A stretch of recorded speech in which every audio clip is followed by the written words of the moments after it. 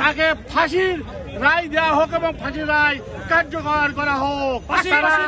আমার ভাইকে জেলখানায় ঢুকে মেজর বজলুল্লাহকে জবাই করে হত্যা করেছে, তারা আমাদের স্বজনদের হত্যা করেছে, তারা বিডিআরদের হত্যা করেছে, শাপলা চত্বরে হত্যা করেছে, 15 আগস্টের বিপ্লবীদের জেলখানায় হত্যা করেছে, তারা গণহত্যা চালিয়েছে 24-এ। তারা এমন অপকর্ম নাই এই খুনি শেখ হাসিনা করে নাই। তাই সবাই আমাদের দাবি প্রত্যাশা দিন আজকে যে খুনি হাসিনার ফাঁসির রায়ের মাধ্যমে তার সাজা কার্যকর করতে হবে। রায় যদি ফাঁসি হয় তাহলে তাকে কিভাবে নিয়ে আসা হবে, যেহেতু ভারতের সাথে আমাদের এক্সট্রাডিশন চুক্তি আছে, আপনারা জানেন ইতিমধ্যে, যার মাধ্যম দিয়ে তারা অনুপ চেটিয়াকে তারা হস্তান্তর করেছিল বাংলাদেশ সরকার। অতএব সেই ট্রিটির মধ্য দিয়েই আমরা হাসিনাকে হস্তান্তর করে খুনি হাসিনাকে প্রকাশ্যের জনসম্মুখে ফাঁসির রায় কার্যকর করার আবেদন জানাবো।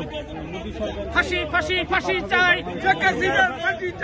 মোদী সরকার পাঠাতে বাধ্য, কেননা আন্তর্জাতিক আইনে যে নিয়ম আছে সেই নিয়ম তাকে ফলো করতে হবে, না হলে সে আন্তর্জাতিক জাতিসংঘ থেকে সে খারিজ হয়ে যাবে।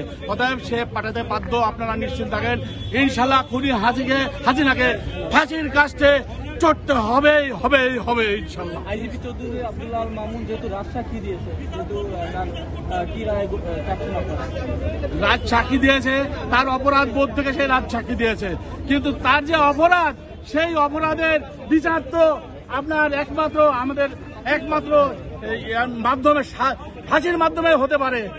তার প্রতি অনুকম্পা দেখানো, গণতন্ত্র হত্যাকারীদের প্রতি অনুকম্পা দেখানোর কোনো সুযোগ আছে বলে আমার মনে হয় না। তাই প্রত্যেককে সর্বোচ্চ শাস্তি দিতে হবে তারা যে গণহত্যা করেছে।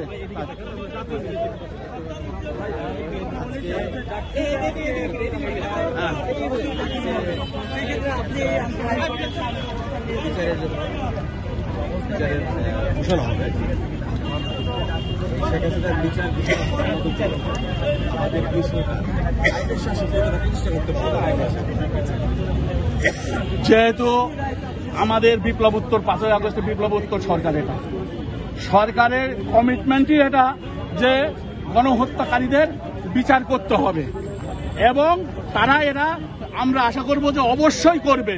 যদি না করে তার জন্য তারা নিজেদের কাছে দায়ী থাকবে, বাংলাদেশের জনগণের কাছে দায়ী থাকবে। সেই দায়ী বোধ থেকে অবশ্যই এর বিচার হবে এবং তার অপরাধের গুরুত্ব অনুযায়ী তার সর্বোচ্চ সাজা হবে বলে আমরা আশা করি।